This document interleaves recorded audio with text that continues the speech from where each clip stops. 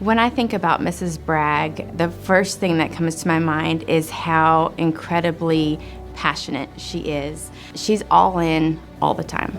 So my mom, she was a middle school teacher for a long time, and my dad was a coach and teacher my entire adolescence. And so I saw the relationships that they built with their students, and I realized that so much about teaching kids isn't content related. A lot of it is, but so much is relationship building. Ms. Bragg gets to know her students, like every single one of them. She takes her time with every single person to establish like a connection with all of them.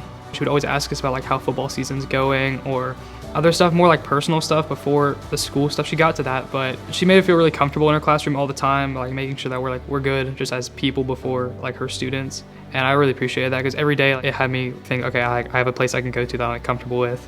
A lot of the ways that I connect with them is trying to figure out what they're interested in, and a lot of what they are interested in is not stuff that I would necessarily gravitate towards, but I do it anyway. So I read the books that they're reading, I watch the shows that they're watching, I listen to a lot of the music that they're listening to so that we can have those conversations. She was always into like me and Logan's interests. Like anytime we would like be like lip syncing a song, she'll ask what song it is, and then she'll like also say, oh, I love that song too, and then we'd all listen it together. And she would always use examples from like TV shows or other movies or books from other stuff that like is kind of more our age. And I think that really helped me like enjoy stuff and understand it better. I don't think that kids don't like writing or reading. I think they don't like the things that they have read or the things that they have written about. When you give them opportunity and choice and the ability to explore and to play around with things, they do like writing. They do like reading things that they enjoy.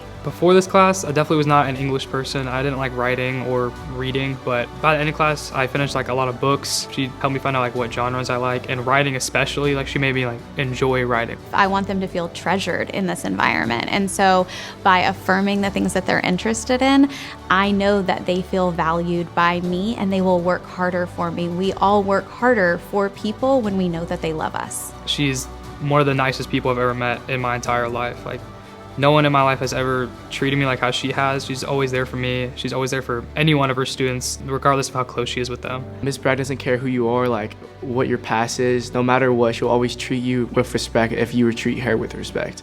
No matter like where you come from, what your ethnicity is, like she does not care. She loves everyone for who they are. She's really a champion for them and their hearts, and making sure that they feel like they have a place to be safe.